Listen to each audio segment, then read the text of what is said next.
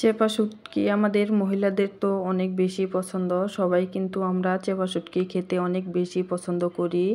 But সবাই না, অনেক মেয়েদের আসলে চেপা শুটকি অনেক বেশি পছন্দ। আমারও অনেক বেশি পছন্দ। কে কে চেপা শুটকি পছন্দ করেন অবশ্যই কমেন্ট করে জানাবেন। আসসালামু আলাইকুম প্রিয় বন্ধুরা, কেমন আছেন আপনারা সবাই? আশা করি আলহামদুলিল্লাহ ভালো আছেন। আমিও আলহামদুলিল্লাহ ভালো আছি।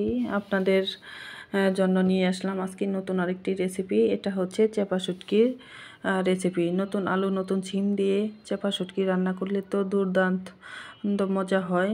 আর এই রেসিপিটা তো খেতে অনেক ভালো লাগে। কে কে শুটকি পছন্দ করেন জানাবেন। আমি দেখেন এখানে শুটকি নিয়েছি, আমি নিয়েছি কলমি শাকের ডাঁটি, সব উপকরণ নিয়ে আমি কেটে ধুয়ে নিয়েছি।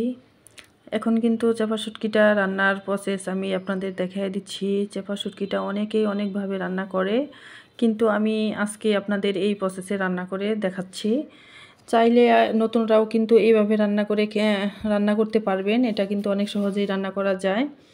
এখন আমি এই যে একটা হাঁড়িতে দেখতেই পারছেন, আগে তেল দিয়ে নিয়েছিলাম, তারপরে পেঁয়াজ কুচি আর অবশ্যই রসুন কুচিটা দিতে হবে, যেহেতু শুটকির মধ্যে কিন্তু রসুনটা অনেক বেশি যায়। এজন্য রসুন কাঁচামরিচ দিয়ে আমি কিন্তু পেঁয়াজটা একটু ব্রাউন কালার হওয়া জন্য ওয়েট করতেছি। এটা একটু ভালো করে লাড়াচাড়া দিতে হবে।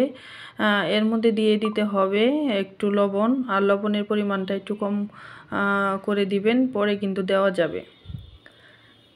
লবণটা দিয়ে আমি একটা ভালো করে লাড়াচাড়া দিয়ে নেব। আর আমি হচ্ছে অফ ক্যামেরায় আমি এখানে শুটকিগুলো ধুয়ে রেখেছি, ওই শুটকিগুলো এখানে দিয়ে দিব।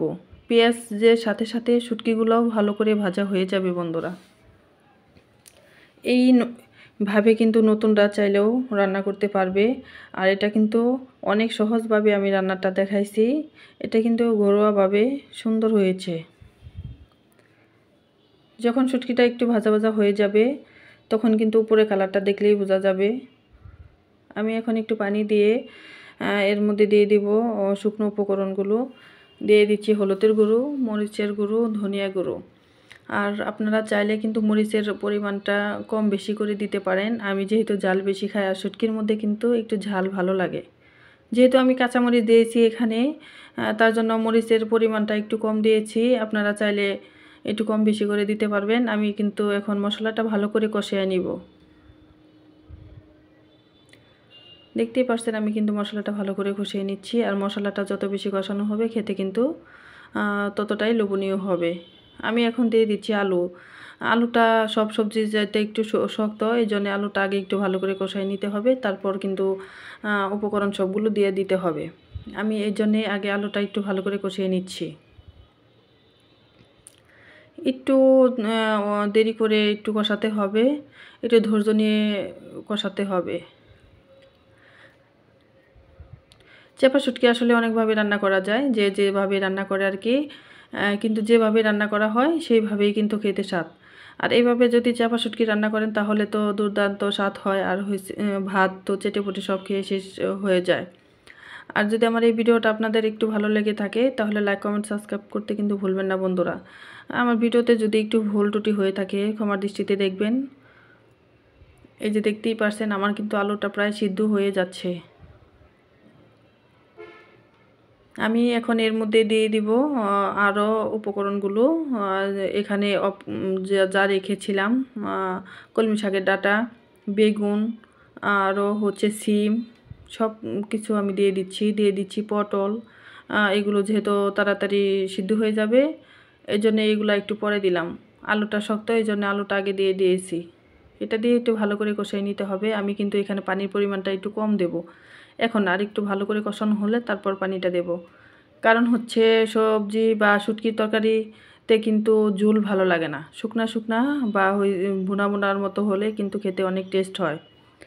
কে কীভাবে রান্না করে আসলে আমি জানি না, কিন্তু আমি আসলে শুটকিটা কিন্তু এইভাবে রান্না করি, আর একটু শুকনা করে রান্না করি। এভাবে খেতে কিন্তু অনেকটাই ভালো হয়। পরে ঢাকনা দিয়ে ঢেকে দিলাম।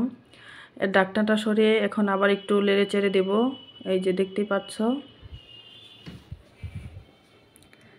এটা কিন্তু যখন কষানো হয়ে যাবে তখন কিন্তু নিচে একটু লেগে যাবে। তারপর আমি অল্প একটু পানি দিয়ে নিব। এখানে কিন্তু বেশি পানি দেওয়া যাবে। না, যেহেতু এখানে আলুটা আগে ভালো করে কষিয়ে নিয়েছিলাম, তারপর সবজিগুলোও ভালো করে কষিয়ে নিয়েছি, এজন্য পানিটা বেশি দেব না। যেহেতু কষানোর মধ্যে সিদ্ধ হয়ে গেছে, এখন শুধু অল্প একটু পানি দিয়ে আর একটু সিদ্ধ করার জন্য ওয়েট করব, বা হচ্ছে ঝোলটা অল্প একটু রাখবো। এই তো দেখতে পারতেছো, এটা কিন্তু টক বয়ে বলক উঠে গিয়েছে। এখন এটা যত জাল দেব তত কিন্তু শুকানোর পালা। আর তো আমার এখনই জিভে জল এসে পড়েছে, আমার তো মন চাচ্ছে আমি এখনই খেয়ে শেষ করি। আর আমার তো অনেক বেশি পছন্দ। আর এই যে শীতের দিন আসতেছে, এখন কিন্তু শুটকিটা কিন্তু আরও বেশি ভালো লাগবে। সকালবেলা মুড়ি দিয়ে খাইতে কিন্তু অনেক ভালো লাগে, বা গরম ভাতের সাথেও কিন্তু অনেক ভালো লাগে শুটকি। চাইলে তোমরাও আমার এই মতো এইভাবে রান্না করে খেতে পারো। আসলে এটা কিন্তু অসম্ভব মজাদার একটা রান্না। আমরা আসলে মাছে ভাতে বাঙালি, এটা কিন্তু প্রমাণ করা যায় এইভাবেই। দেখতে দেখতে আমার কিন্তু অসম্ভব মজাদার একটা রান্না করা হয়ে গেল। এই যে দেখতেই পারছো, দেখতে যেমন লোভনীয়, খেতেও কিন্তু মাশাআল্লাহ ঠিক এতটাই লোভনীয় হয়েছে। ধন্যবাদ জানিয়ে শেষ করছি আজকের মতো এখানেই। ভালো থেকো, সুস্থ থেকো। আল্লাহ হাফেজ সবাইকে।